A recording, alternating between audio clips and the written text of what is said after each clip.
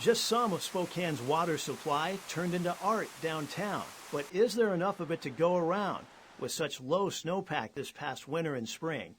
The short answer is yes, but the reason why takes a bit longer to explain.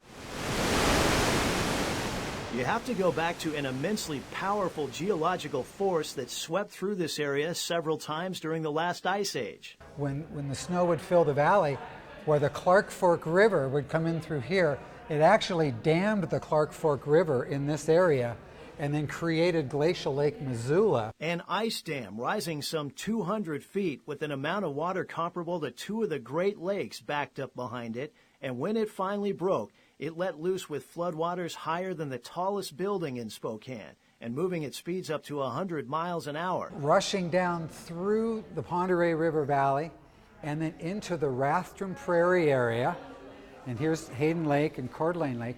That water actually came down through here, through the Spokane Valley.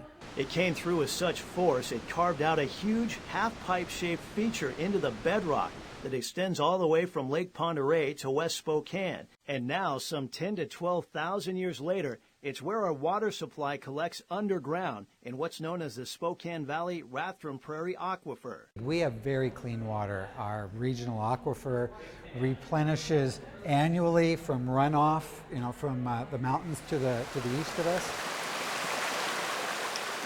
And he's talking about places like this. This is where what's fallen as snow, didn't get a lot of it this year. Rain, hail, everything in between runs downhill, and this will eventually make its way to the aquifer.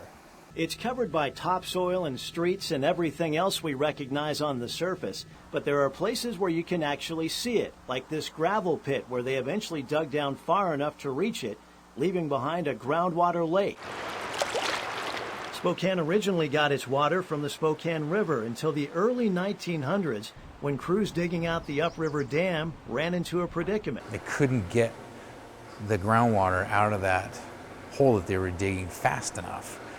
And that was when they got the bright idea of it being a great resource for drinking water. Unlike river water, water from the aquifer is basically drinkable as is. So they dug a well right next to the upriver dam to reach it in 1907.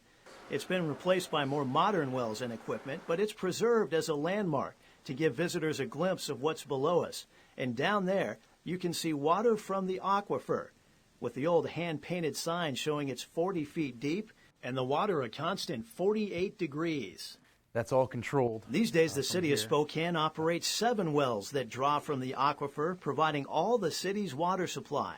As for that question of will there be enough during this potentially very dry year, for people the answer is definitely yes. But Lindsay cautions the more we use for luxuries like watering lawns during the dry summer months means that much less water the aquifer can eventually release downstream into the Spokane River for fish and everything else that depends on it in the ecosystem.